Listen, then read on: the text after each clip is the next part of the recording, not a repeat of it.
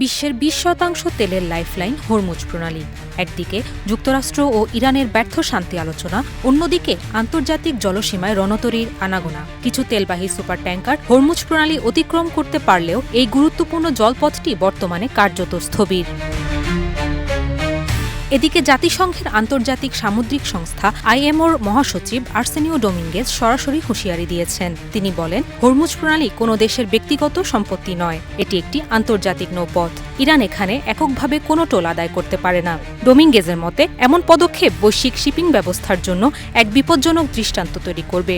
বর্তমানে এই সংকটের কারণে প্রায় ২০,০০০ নাবিক এই অঞ্চলে আটকা পড়ে আছেন, যা এখন আর কেবল অর্থনৈতিক নয়, একটি মানবিক বিপর্যয়ে রূপ নিয়েছে। ইসলামাবাদের ২১ ঘণ্টার ম্যারাথন বৈঠক কোনো চুক্তি ছাড়াই শেষ হয়েছে। কূটনীতি যখন ব্যর্থ, তখন সমুদ্রের পানি আরও উত্তপ্ত। যুক্তরাষ্ট্র দাবি করেছে, তারা প্রণালী পরিষ্কার রাখতে যুদ্ধজাহাজ পাঠিয়েছে, যদিও ইরান একে পশ্চিমা প্রোপাগান্ডা বলে উড়িয়ে দিচ্ছে। বাস্তবতা হলো, যুদ্ধবিরতি চললেও জাহাজ চলাচল এখনও স্বাভাবিকের তুলনায় অনেক কম।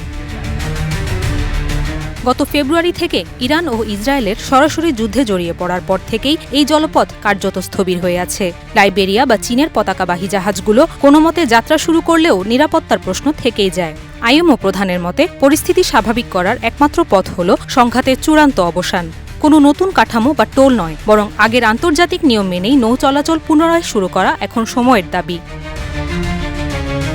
হরমুজ প্রণালী এখন একটি বারুদের স্তূপ, যেখানে সামান্য একটি ভুল পদক্ষেপ পুরো বিশ্ব অর্থনীতিকে ধ্বংস করে দিতে পারে।